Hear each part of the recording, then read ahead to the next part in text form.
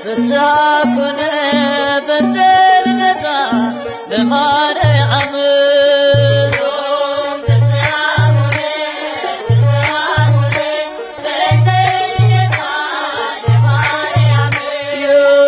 ፍስሐኮነ በተልደታ ለማርያም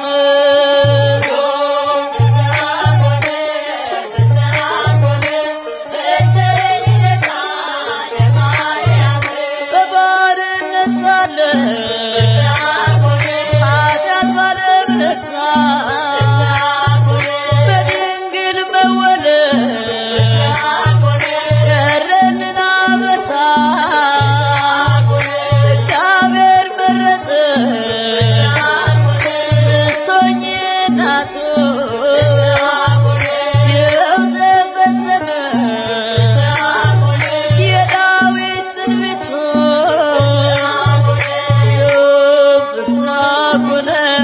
ፍስሐኮነ በተልደታ ለማርያም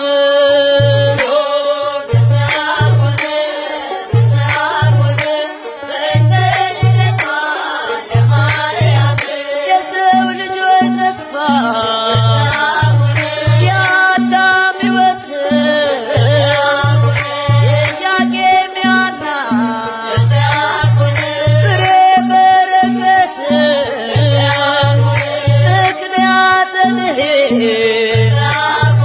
ኪዳነ ምሕረት ድንግል ተወለደች የጌታዬ እናት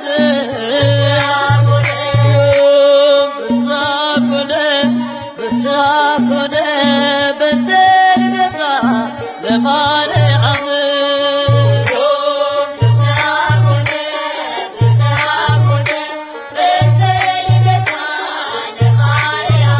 በሔዋን ምክንያት ያጣነው ሰላም ዛሬ አገኘነው በድንግል ማርያም የምስራችን በል ሐዘናችን ይጥፋ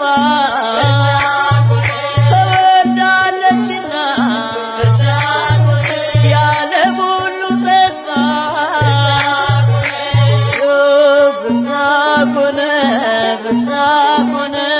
በተልደታ ለማርያም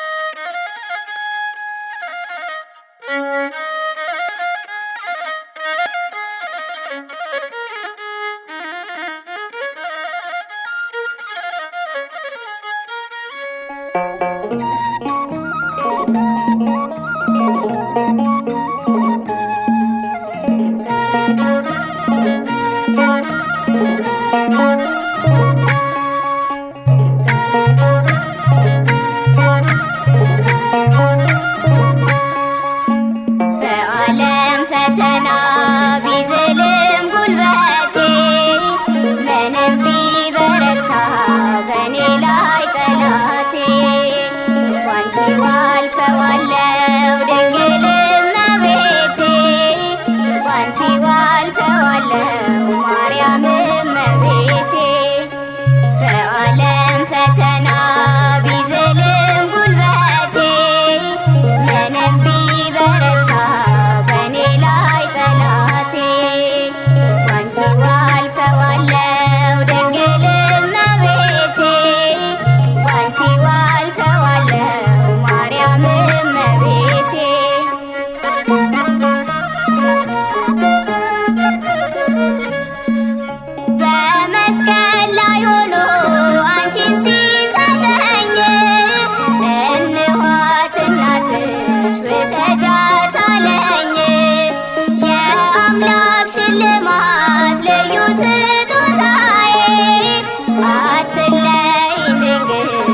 ነሽና ተስፋዬ አትለይ ማርያም ነሽና ተስፋዬ በዓለም ፈተና ቢዝልም ጉልበቴ ምንም ቢበረታ በኔ ላይ ጠላቴ ባንቺ አልፈዋለው ድንግል እመቤቴ ባንቺ አልፈዋለው ማርያም እመቤቴ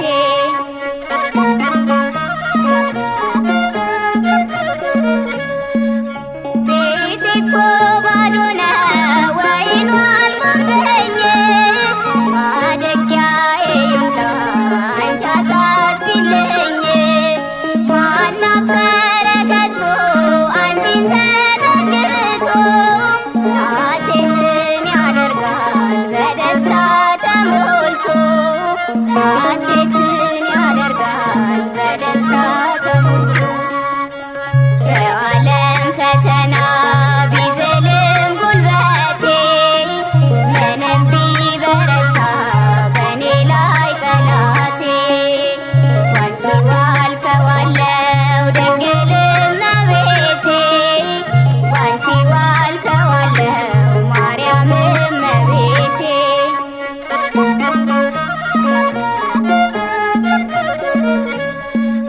በምልጃሽ ላመኑ ፈጥነሽ ደራሽ ነሽ ይለያል ከሁሉ ድንግል ሆይ ምልጃሽ ስምሽን ከጠሩ ጎዶሎ ይሞላል በምልጃሽ ተማምኖ ከቶ ማን ይወድቃል በምልጃሽ ተማምኖ ከቶ ማን ይወድቃል በዓለም ፈተና ቢዝልም ጉልበቴ ምንም ቢበረታ በኔ ላይ ጠላቴ ባንቺ አልፈዋለው ድንግል እመቤቴ ባንቺ አልፈዋለው ማርያም እመቤቴ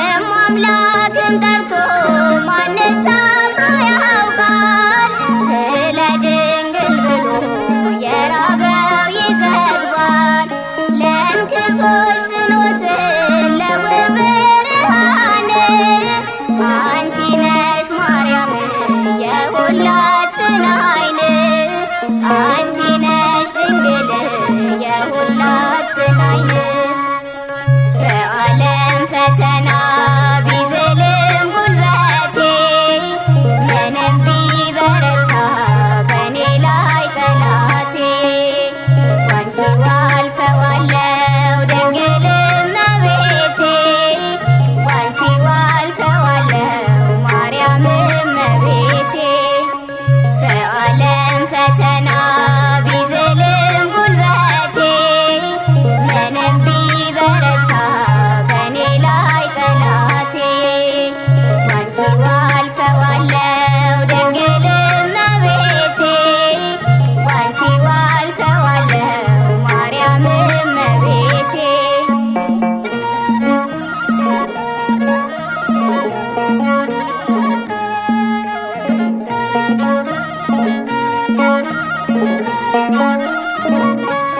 የተከበረ ነው በሰማይ በምድሩ የተከበረ ነው በሰማይ በምድሩ በዘመነ ኪሮስ የሚገበረው በእሳት ድንጋዩ በገድሉ እንዳደረው ዘምሩ ለእግዚአብሔር በጌታ በምድሩ የተከበረ ነው በሰማይ በምድሩ የተከበረ ነው በሰማይ በምድሩ ኢሳያስ ያየው እጅግ አፈረ የተፈራ ነው የተከበረ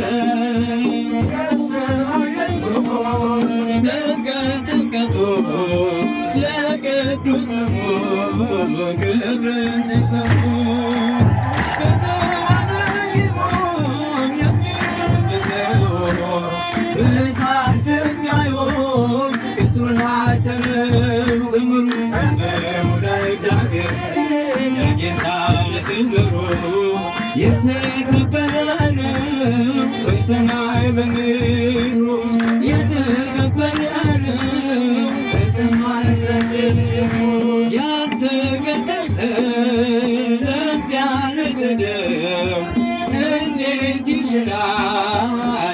ላመሰግነው በፍቀድልኝ ፍቅርንና ልግባ መቅደስ ላቅርብ ምስጋና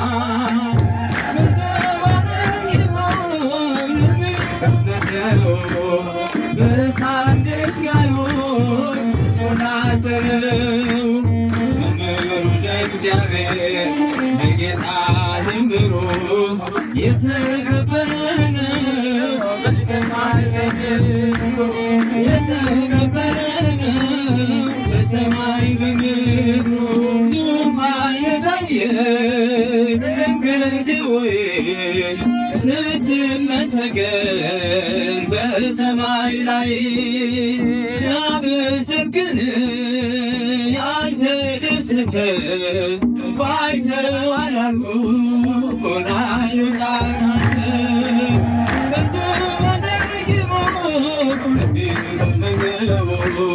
በእሳት ድንጋዮች ገድሉን አጥረው ዘምሩ ለእግዚአብሔር ለጌታ ዘምሩ የተከበረ ነው በሰማይ በምድሩ የተከበረ ነው በሰማይ በምድሩ ቅን የሞላበት ያለን ሰገነት ልከራከረት የውታይመኔው እውነት ልተመለል ባይገባኝ ስም የሚነሳ አንሰግድም በሰማይ ግሩም ለሚመመረው በእሳት ድንጋዮች ገድሉን አጥረው በጌታ ዘምሩ የተከበረ ነው በሰማይ በምድር የተከበረ ነው በሰማይ ተያይዞ ርክበ ካህናት የሚለው ይገኛል። ጥብርያዶስ ማለት በኢየሩሳሌም ውስጥ ያለ ትልቅ ወንዝ ነው። ልክ የኢትዮጵያ ወንዞች በመጽሐፍ ቅዱስ የተጠቀሰው ፈለገ ግዮን ወይም አባይ፣ ሌሎቹ ደግሞ በሀገር ታሪክ የሚታወቁት እንደ ጀማ ወንዝ ያሉ እንደ በሽኖ ያሉ ሌሎችም የወንዝ አይነቶች እንዳሉት ሁሉ ጥብርያዶስ የሚባለው ወንዝ ደግሞ በኢየሩሳሌም ውስጥ የሚገኝ አሳ የሚያሰግሩበት ትልቅ ወንዝ ነው። ትልቅ ወንዝ ነው፣ ወይም ደግሞ ባህር ነው። ባህር ጥብርያዶስ ብሎ ነው የሚጠራው። ይሄ ጥብርያዶስ የተባለው ወንዝ ቅዱሳን ሐዋርያት እነ ቅዱስ ጴጥሮስ፣ ወንድሙ እንድርያስ፣ ሌሎችም ብዙዎቹ ቅዱሳን ሐዋርያት ከመጠራታቸው ክርስቶስን ከመከተላቸው አስቀድሞ አሳ እያጠመዱ እየሰበሰቡ ለእስራኤል ሕዝብ የምግብ አቅርቦት የሚሰጡበት የነበረ ወንዝ ነው። የተጠሩትም በዚህ በስራ ቦታቸው ላይ ሳሉ ነው እና ቅዱሳን ሐዋርያት ክርስቶስ ሲሰበስባቸው ኑ ተከተሉኝ ሲላቸው አሳ አጥማጆቹ የአሳ ማጥመድ ስራቸውን ትተው ልብስ ይሰሩ የነበሩት የልብስ ስራቸውን ትተው ሌላም ስራ የሚሰሩ የነበሩት የሚሰሩትን ስራቸውን ሁሉ ትተው ፈጣሪያቸው ክርስቶስን ተከትለውታል። ምን ለማግኘት? ስልጣን። ምን ለማግኘት? የክርስቶስ ተከታይ ለመሆን። ሲከተሉት የሚያስቡት ነገር ነበራቸው። በኢየሩሳሌም የነ ንጉሥ ዳዊት የነ ንጉሥ ሰሎሞን ስልጣን ይመለሳል። ይሄ ከነሱ ወገን የተወለደ ኢየሱስ ክርስቶስ የተባለ ሰው ይነግሳል። ያን ጊዜ እንሾማለን፣ ስልጣን እናገኛለን፣ አሳ ከማስገር ይልቅ ባለስልጣን እንሆናለን የሚል ሐሳብ ነበረ። ከሐዋርያት መካከል እናታቸው ይዛቸው የመጣቸው ደግሞ ዮሐንስ ወንጌላዊና ቅዱስ ያዕቆብ ናቸው። እነሱ እናታቸው ማርያም ባውፍልያ ትባላለች። የእመቤታችን የቅድስት ድንግል ማርያም ዘመድ ናት። በስጋ ደግሞ ክርስቶስ ከእመቤታችን ስለተወለደ የማርያም ባውፍልያና የልጆቿ ዘመድ ሆኗል። ክርስቶስ የሁላችንም ዘመድ ነው አይደል? ዘመድ ነው እና መቼም ቢሆን ልጆች እናታቸውን አብዝተው ያስቸግራሉ ይመስለኛል አይደል? አባትን ከመጠየቅና እናትን ከመጠየቅ የትኛው ይበልጣል? የትኛው ነው የሚበልጠው? እናትን ነው። ብዙ ጊዜ አባት ኮስተር ይላል። ምክንያቱም ልጆች ወደማይገባ መንገድ እንዳይሄዱ ማለት ነው። እናት ደግሞ ልጆቿን የሚፈልጉት ቦታ እንዲደርሱ ለማድረግ በጣም በቅርብ ስለምትገኝ ካለባበሳቸው፣ ካመጋገባቸው፣ ከሁሉ ነገራቸው ሁሉ አብራቸው ስላለች እማዬ እንዲህ ቢሆን እኮ ትላላቸው አይደል? በማንኛውም ሰዓት ስለምታገኙ ቅዱስ ያዕቆብና ቅዱስ ዮሐንስ እናታቸውን እንዲህ አሏት፣ እማዬ እንዲያው ይሄ ዘመድሽ ኢየሱስ ክርስቶስ የተባለው ሰው ብዙ ሰው እየተከተለው ነው እና መንገሱ አይቀርም። እኛ ደግሞ ዘመዶቹ ነንና ቀኛዝማች ግራዝማች አድርገው እንዲሾመን እባክሽ ውሰጂን አማልጅን አሏት። ምን እንዲለን ውሰድጅን? አረ ንገሩኝ። እንዲሾመን ውሰጂን። ለምን? ዘመድሽ ስለሆነ። እናት ደግሞ የልጆቿን ክብር ስለምትፈልግ ኑ ብላ ልጆቿን ይዛ መድኃኒታችን ኢየሱስ ክርስቶስ የሚያስተምርበት ጉባኤ መካከል ተገኘች። አናገረችው፣ እባክህን በምትነግስበት ሰዓት እነዚህ ልጆቼ አንዱን ቀኛዝማች አንዱን ግራዝማች አድርገህ ሹምልኝ፣ ዘመዶች ናቸው አለችና መድኃኒታችን ኢየሱስ ክርስቶስን ጠየቀችው።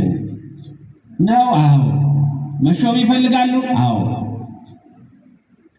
ኑ እስቲ ልጠይቃችሁ ተባሉ። ጠየቃቸው። ትክሉኑ ሰቴ ጽዋ ዛነ ሰቲ፣ እኔ የምጠጣውን ጽዋ ትጠጣላችሁ አላቸው። አዎ እንችላለን አሉት። የሚነግራቸው የነበረ ስለ ሞት ነው፣ ስለ መሰቀል ነው። እነሱ ግን ሲነግራቸው የሚያስቡት የነበረ ስለሚጠጣ ነገር፣ ስለ ጽዋ ነው የሚያስቡት የነበረው። ስለ ዋይን ጠጅ ወይም ደግሞ ስለ መሳሰሉት ነገሮች ነው እነሱ መስሎ ይታያቸው የነበረው። ዛሬ በዘመናችን መጽሐፍ ቅዱስን በተለያየ መንገድ በጥሬ ንባቡ ላይ ይዘው ዝም ብለው የሚለፈልፉ የሚያነበንቡት ሰዎች ታያላቸው አይደል? በጥሬው መረዳት ማለት እንደዛ ነው። ጥሬ ነገር ሲመገቡት ለጊዜው ጤናማ ይመስላል፣ ቆይቶ ግን ሆድ ያሻል አይደል? ያማል። መጽሐፍ ቅዱስንም በጥሬው አንብቦ ሃይማኖተኛ ነኝ እምነት አለኝ ቢሉት ዋጋ የለውም።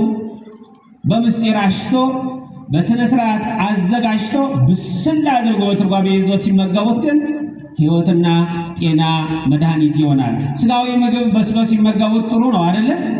ለጤና መጽሐፍ ቅዱስንም እንደዛ ነው። በስሎ ነው እንጂ ጤና አይሰጥም። ዝም ብሎ ጥሬውን ነገር ዝም ብሎ መመገብ አያስፈልግም። ቅዱስ ዮሐንስና ቅዱስ ያዕቆብ ሲነገራቸው እነሱ የሚያስቡት ስለሚጠጣ ነገር ነው። እሱ የሚነግራቸው ስለ ሞቱ ነው። ለምን ከተባለ መድኃኒታችን ክርስቶስ በአይሁድ እጅ ሞቷል። ከዛ በኋላስ በሄሮድስ እጅ ይሞታሉ። ሌሎቹም አላውያን ነገስታት፣ አላውያን መኳንንት ባሉበት ቦታ ሁሉ ገብተው ሞት ይጠብቃቸዋል። ስለዚህ ምንድነው ያላቸው? እኔ በአይሁድ እጅ ተይዤ እሰቀላለሁ፣ እሞታለሁ፣ በከርሰ መቃብርም አድራለሁ የሚለውን ቃል ነው የሚነግራቸው የነበረ። እነሱም አዎ እንችላለን የሚለውን ቃል ተናገሩ። ባይረዱትም እስኪ ሲውሉ ሲያድሩ ያዩታል አለና መድኃኒታችን ኢየሱስ ክርስቶስ ከደቀ መዛሙርቱ ጋር አብሮ አንድ አድርጎ ቆጠራቸው። ሁሉም በአንድነት ሲኖሩ ያስቡት የነበረው ለእኔ የሚሰጠኝ ስልጣን የትኛው ይሆን ነው። 3 ዓመት ሙሉ የስልጣን ጉዳይ ከባድ ነው አይደል? ስልጣን እስኪይዙትም በጣም አስቸጋሪ ነው፣ ሲይዙትም ደግሞ በጣም ከባድ ነው። ከባድ ነገር ነው። አይ እኔ እኮ ተምሬያለሁ፣ ይህን ያህል ዲግሪ አለኝ፣ ይህን ያህል እውቀት አለኝ ቢባል ያ የተያዘው ዲግሪ አስተዳደሩ ነው ሊመጣ አይችልም። ያ ውጭዋለሁ የተባለው ነገር በአስተዳደር ሰዓት ሊያግዝና ሊረዳ አይችልም። በመምራት ሰዓት አጋዥ ሊሆን አይችልም። ለምን ከተባለ አስተዳደር የሚመሰረተው የማህበረሰብን ባህል የያዘ ነው። እኩሉ ሽምግልና ይፈልጋል፣ እኩሉ ደግሞ ፍርድ ይፈልጋል፣ እኩሉ ደግሞ ኃይለ ቃል ይፈልጋል። በየመጣበት መንገድ ለመሸኘት ግን እግዚአብሔር ጥበብን እንዲሰጣቸው በመንፈስ ቅዱስ እስኪታደሱ ድረስ ያስፈልጋቸው ነበረ። እንዲያውም ክርስቶስ ከተሰቀለ በኋላ በትንሣኤው ቀን በዕለተ እሑድ ከዚህ ኢየሩሳሌም እኛ ምን እናደርጋለን? አይሁድ ቢያገኙን እኮ ይገሉናል ብለው እነ ቅዱስ ሉቃስ እንዲሁም ደግሞ እነ ቅዱስ ኒቆዲሞስ ተነስተው እስቲ ወደ ኤማሁስ ሄደን ይህንን እንዲያው የአይሁድ ጭካኔ እናልፈው እንደው በማለት እያስታወሱ እያንሰላሰሉ ሲሄዱ መድኃኒታችን ኢየሱስ ክርስቶስ በመካከላቸው ተገኘላቸው። እነሱ ግን ማን እንደሆነ አላወቁትም ነበረ። ምግብ አቅርበው መመገብ ከመጀመራቸው በፊት ባርኮ ሰጥቷቸው ያንን ምግብ ሲቀበሉ መድኃኒታችን ኢየሱስ ክርስቶስ መሆኑን ዓይናቸው ተከፈተላቸው ነው የሚለው። የሁላችንም ዓይን እግዚአብሔር አምላካችን ይክፈትልን። አሁን ዓይናችን የት ነው ያለው? ስለ ምድራዊ ነገር ከህንፃው፣ ከመኪናው፣ ከገንዘቡ፣ ከሀብቱ ነው አይደል የሚለው? እነዚህ ነገሮች ሁሉ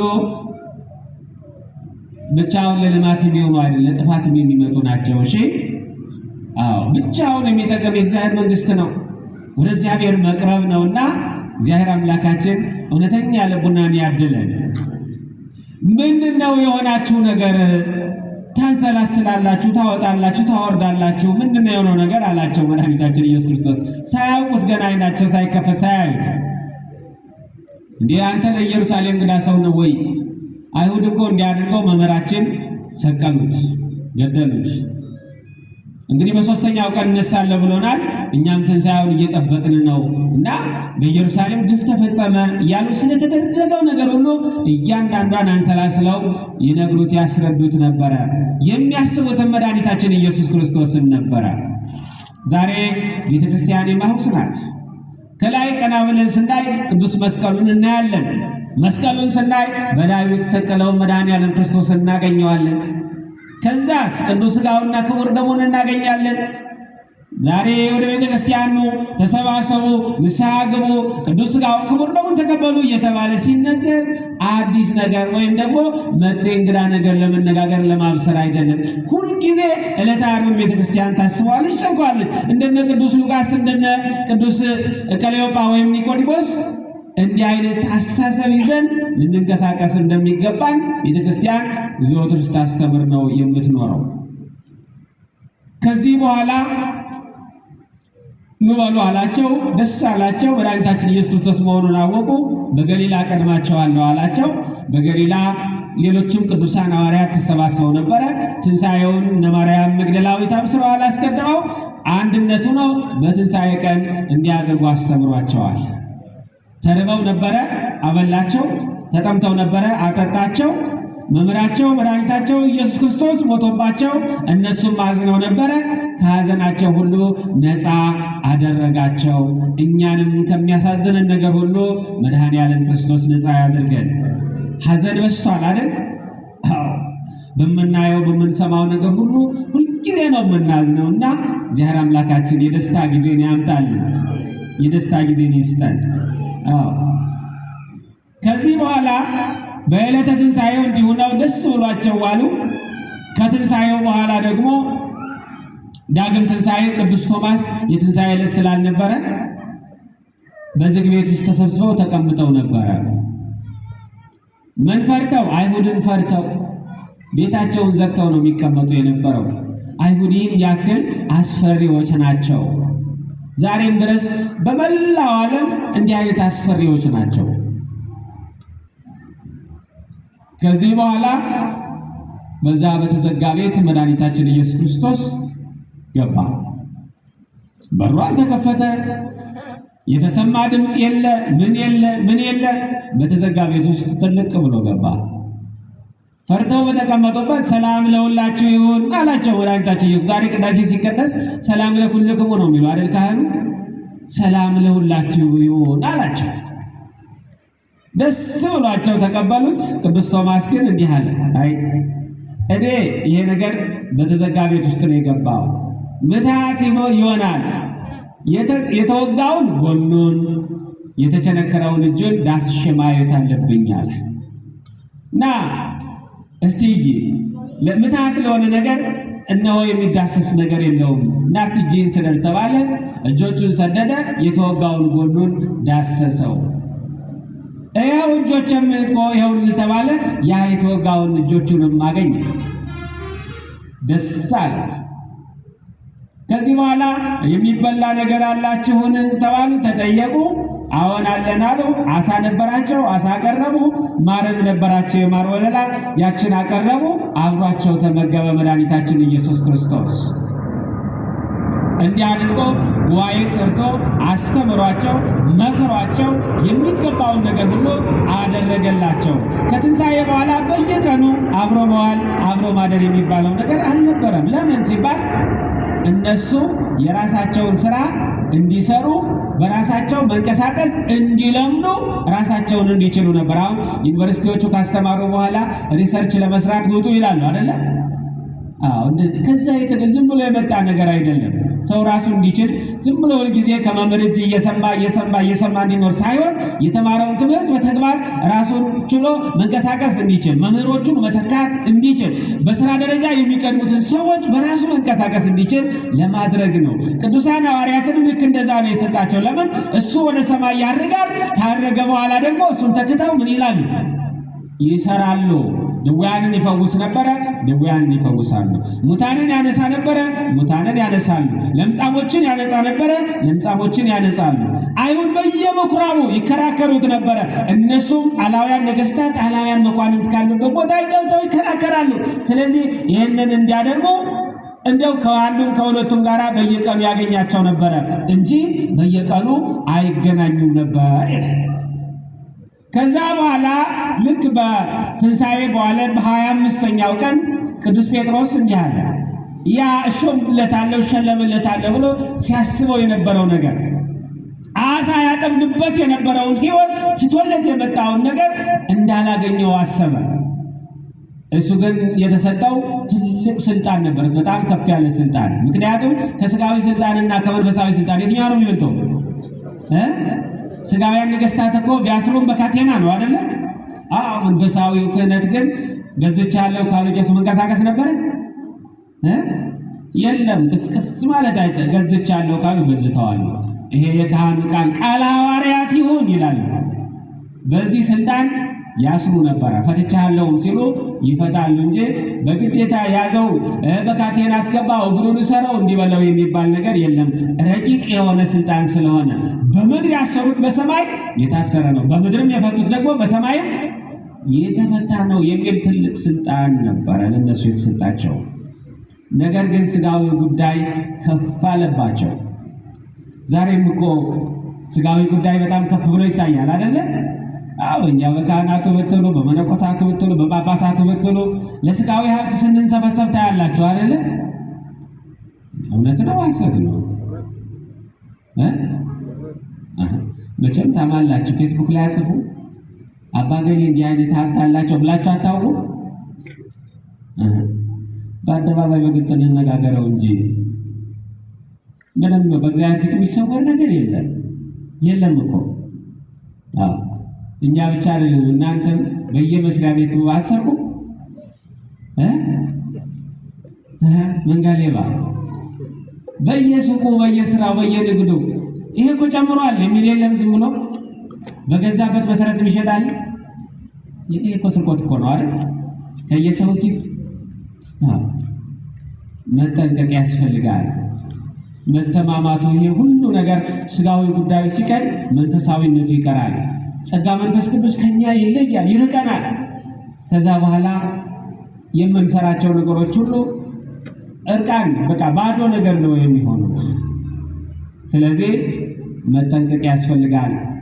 ከስጋዊው ነገር መንፈሳዊው ቢቀደም፣ ስጋዊው ሲገኝ እግዚአብሔር የሚመሰገንበት እንዲሆን ቢደረግ መልካም ይሆናል።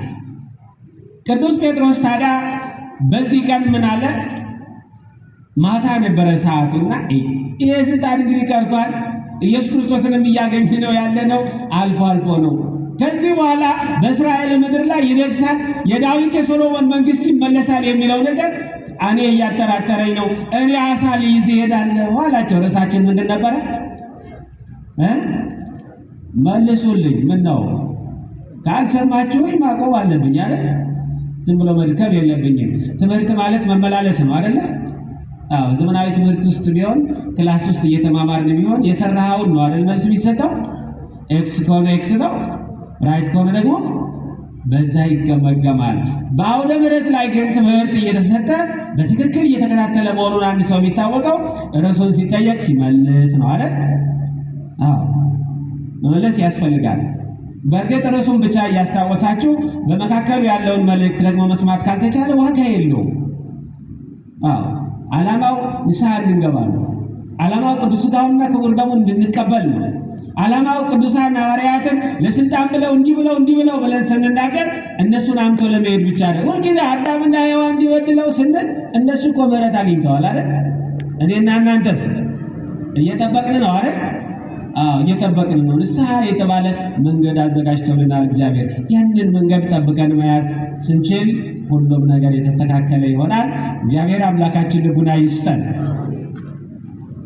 ከዚህ በኋላ ምን አለ ቅዱስ ጴጥሮስ? አሳ ሊይዝ እሄዳለሁ እኔ እንግዲህ ወዲህ እዚህ አላድርም አለ። ሌሎችም ነበሩና ታዲያ አንተ መሪያችን፣ ኃላፊያችን፣ አለቃችን እሄዳለሁ ካልክኛ እዚህ ምን ያሳድረናል? እኛም አሳ ልንይዝ እንሄዳለን አሉት። ተያይዘው ተነድተው ሄዱ። ጥለውት የነበረውን መረባቸውን አነሱ። እንደው እዛ ከውሃው ዳር ሆኖ አፈር እየበላው የነበረው መርከባቸውን ወልውለው አስተካክለው ይዘው ባህር ለባህር ሲንከላወሱ ሲንከላቱ አደሩ። ለምንድን ነው ይሄ የሆነው ሲባል ስጋዊ ፍላጎት ስቦ ጎትቶ ይዞ መሄዱ። ሌላው የመንፈስ ቅዱስ ማደሪያ እስከሚሆኑ ድረስ መንፈስ ቅዱስ በላያቸው ላይ ወርዶ መንፈሳዊውን ነገር ብቻ እንዲይዙ እስከሚያደርጋቸው ድረስ እንዲህ አይነት የሐሳብ መዋለል መዋደቅ ይታዩ ነበር። ዓላማው ይሄ ነው። ከዛ በኋላ ሲሄዱ ትተውት የነበረ ነው። ፈቃድ እግዚአብሔር አልነበረም። ያን ይዘዋለን የተባለው ማሳ እያዩት ከመረባቸው ዳር እየተንከላወሰ ነገር ግን ሊይዙት አልቻሉም። ለምን? እግዚአብሔር አልፈቀደማ። እግዚአብሔር አልፈቀደም። አሁን ዛሬ በእኛ ሕይወት ውስጥ በጣም ብዙ ነገሮችን እንመኛለን፣ እናወራለን፣ እንዲህ ቢሆን እንላለን አይደል? ነገር ግን ስንደርስበት የማይያዝ ነው እናገኘዋለን አይደል? ማን ስላልፈቀደ ነው? እግዚአብሔር ስላልፈቀደ ነው። ደግሞ እግዚአብሔር ምንድን ነው እኛ የምንፈልገውን ብቻ ሳይሆን ለእኛ የሚያስፈልገንን ነው የሚሰጠን። እኛ ያሰብነው ነገር ለጥፋት ሊሆንብን የሚችል ሊሆን ይችላል። እግዚአብሔር የሚሰጠን ግን ለበረከት የሚሆን ስለሆነ እግዚአብሔርን መጠበቅ ያስፈልጋል። ክርስቲያኖች እንደ ወደ ጣሉት ነገር መመለስ፣ ወደዛ ወደ ተተወው ነገር መመለስ። አንዳንድ ሰዎች አሉ ወደዛ ጫት ትቶት ይኖርና አሁንስ ብሎ እንደገና የሚመለስ አለ። ያንን ጥንቡን እንደው ገሞን ሲጋራ የሚባል ታውቁታላችሁ አይደል? በየመንገዱ ዝም ብሎ ሲያሸተን የሚውል እንደ በቃ ትቼው እኮ እንዲቆይቼ ይላል። ከዛ በኋላ እንደገና ደግሞ እንዲይዞት ታዩት። ለምንድን ነው ስትሉት አንዳንድ ጊዜ ላደርገው የሚል ሰው አለ። ወደ ተውት ነገር መመለስ አይገባም። ንስሐም ከተገባ በኋላ እንደገና ተመልሶ ያንን ስራ መስራት፣ አሁንም እንደገና ለሱስ እንዲህ አደረኩት እኮ ማለት አይገባም። ምክንያቱም አንድ ጊዜ ጥፋት መሆኑ ታውቋል አይደል? ንስሐ ተገብቶበታል። ከዛ በኋላ ከፍ ማለት ማደግ፣ ወደ መንፈሳዊው መንገድ መምጣት እንጂ በየጊዜው ልክ እንደተገኘ በዛው መሰረት ለመሄድ መሞከር አይገባም። እግዚአብሔር አምላካችን ልቡና ይስጠን። ከቆረቡ በኋላም እኮ አንዳንድ ሰዎች እንግዲህ ቆርብ ያለው እንዲህ ጸድቅ ያለው ካሉ በኋላ እንደገናም ተመልሰው ደግሞ ሌላ እንደዛው ይገባሉ አይደል? ቀድሞ አግባብ አይደለም። በቅዱስ ሥጋው በክቡር ደሙ ላይ ቀልድ መፍራት አይገባም። እና ራስን መጠበቅ በጣም ያስፈልጋል። እግዚአብሔር ልቡና ይስጠን። ልክ አደሩ ሌሊቱን ሙሉ እዛ ጥብርያዶስ ባህር ውስጥ። ነገር ግን አንድም አሳ ሊይዙ አልቻሉም። 11ዱን ወጥቶ አንድ አሳ ሳይዝ መመለስ አያሳፍርም? በጣም ከባድ ነገር ነው። ሲነጋ እንግዲህ ምን እናደርጋለን እንመለስ እንጂ እንግዲህ ያስለመደችን የጥብርያዶስ ባህር አሳውን ነሳናለች። ስንደከም አደር ምንም ነገር መያዛል ሰራይነ ኩላ ሌሊት ተዋህል ወዛሃዝናል። ሌሊቱን ሙሉ ደከም፣ ነገር ግን ያዝነው የለንም አሉ። ከዛ በኋላ ሊወጡ ሲሉ መድኃኒታችን ኢየሱስ ክርስቶስ ከባህሩ ዳር ቆሞ አዩት። ነገር ግን ኢየሱስ ክርስቶስ እንደሆነ አላወቁም ነበረ። በተለይ ቅዱስ ዮሐንስ፣ ቅዱስ ጴጥሮስ በባህሩ መካከል ላይ ነው የነበሩና ሌሎቹ እየወጡ ተስፋ በመቁረጥ ብርድ አድሮባቸው ደክሟቸው እንዴት ነው የምናደርግ እያሉ በሚያስቡበት በሚያስታውሱበት ሰዓት መድኃኒታችን ኢየሱስ ክርስቶስ ምን ሆናችሁ ነው አላቸው። አይ አሳ እናጠምዳለን ብለን መተን ነበረ፣ ሌሊቱ ሙሉ አደም፣ ነገር ግን አሳ ማግኘት አልቻለም። ስለዚህ ወተን ልንሄድ ነው አሉት። ለምን? እስቲ በቀኝ በኩል በዚህ በመርከቡ በቀኝ በኩል ጣሉት አላቸው። አይ ጥብርያዶስ ባህር ከብታናለች፣ ያስለመደችንን አሳ ነስታናለች፣ የሚሆን አይመስለንም። ነገር ግን መምህራችን ኢየሱስ ክርስቶስ ያስተምረናል። ለራሱ እኮ ነው የሚነግሩት፣ ለራሱ ዛሬም እግዚአብሔር በተለያየ መንገድ ያስተምረናል አይደል? ይመክረናል። በተጨነቅንበት ሰዓት በሰው በኩል መጥቶ ያስተምረናል።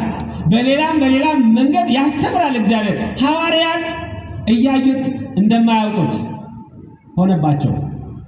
አይ መምህራችን ኢየሱስ ክርስቶስ ትህትናን አስተምሮናል። የትህትና መምህር ነው እና እስቲ እንደው አንተም ትልቅ ሰው ነህና ለአንተ ስንል እንታዘዝህ እንጂ አሳ እንኳን የምናገኝ አይመስለንም አሉና ጣል ሲያደርጉት መረባቸው 153 ትልልቅ አሳዎች በአንድ ጊዜ ተያዙላቸው። ክብርና ምስጋና ለእግዚአብሔር ይሁን።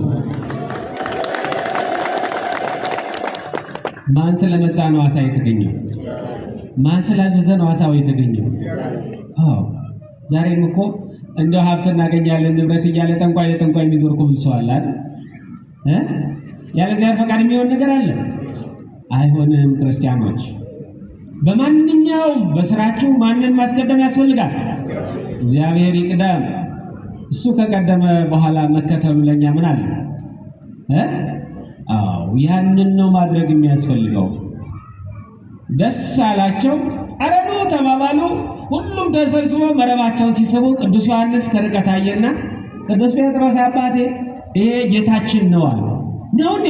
እሱ ከሆነማ በዚህ ባህር ላይ በመርከብ ሳይሆን በእግሬ ነው የምሄደው እየረገጥኩ አለ ቅዱስ ጴጥሮስ። መጀመሪያ ግን እኮ ተሰዶ ሄዶ ነበር አይደል? አሳ ሊያመጣ። አሁን ይሄ የሚያሳየው ምንድን ነው? ትተነው ከሕግ ወተን ንስሐ ለመግባት ሳናስብ ሁሉ ነገራችን ጥለን ወደ ኃጢአት ሄደን ስናበቃ እንደገና ሲመጣ እግዚአብሔር ሲያስታውሰን ምንድን ነው? በመምሩ አድሮ ያስታውሰናል። በቅዳሴው በመጻሕፍት ሲነበብ በእያንዳንዱ ነገር እግዚአብሔር ያስታውሰናል። እንደ ቅዱስ ጴጥሮስ ለመመለስ ራስን ማዘጋጀት ያስፈልጋል። ማዘጋጀት ያስፈልጋል። ክርስቲያን እንደው ዛሬ እኮ እኔ ገና እድሜ እንዲህ ነው እኮ እንዲያ ነው እኮ የሚባል ሀሳብ ውስጥ መግባት አያስፈልግም። ምክንያቱም በምክንያት የሚገኝ ነገር ምንም ስለሌለ። በምክንያት ቢሆን ኑሮ አዳም ይጎዳ ነበር። ሔዋንስ እኮ በባባ አሳባ ነበር አይደል? ነገር ግን ምክንያት አድኗል? አላዳነም። ዛሬም ምክንያት የሚባለው ነገር አይደለም። በእግዚአብሔር ፊት በፍርድ ቤት በዓለማዊ ፍርድ ቤት እገሌን የገደልኩት እገሌ ግደለው ስላለኝ ነው ማለት አይቻልም አይደል? ምክንያቱም አንተ አይምሮ ልቦ ያለ ሰው ነህ፣ እንዴት ራስህ ማስተዋል አልቻልክም ነው አይደል የሚባለው? እንደዛ ነው የሚሆነው። ስለዚህ ቅዱስ ጴጥሮስ ተነሳ፣ በባህሩ ላይ እየረገጠ መሄድ ጀመረ። እንደገና ደግሞ መጠራጠር ጀመረ። አምኖ ሲሄድ ቀጥታ ባህሩ እንዲረገጠው እንደ የብስ እንዲሄድበት ሆነ። ሲጠራጠር ደግሞ መሰጠም ጀመረ። ከዛ በኋላ ናውጣ አትጠራጠር ብሎ መድኃኒታችን ኢየሱስ ክርስቶስ አወጣው። ከዛ በኋላ ሲወጡ ከባህሩ ዳር ቅዱሳን መላእክት ስለ በረዳቸው እሳት አንድደውላቸው ፍሙ መርቶላቸው ነበረ ይላል። ለበረዳው ሰው መጀመሪያ ምንድን ነው የሚደረገው? ልብስ ነው አይደል የሚታለብሱ በዚህ በከተማ? በድሮ ግን እሳት ነው የሚነደድ። ቀረብ ብሎ እሳቱን ነው የሚሞቀው። ስለዚህ እሳት ሞቁ። ከዛስ ርቧቸው ስለነበረ አሳ ተዘጋጅቶላቸው ነበረ። ቅዱሳን መላእክት አዘጋጅተላቸው ነበረ። ያንን እንዲበሉ አደረጋቸው።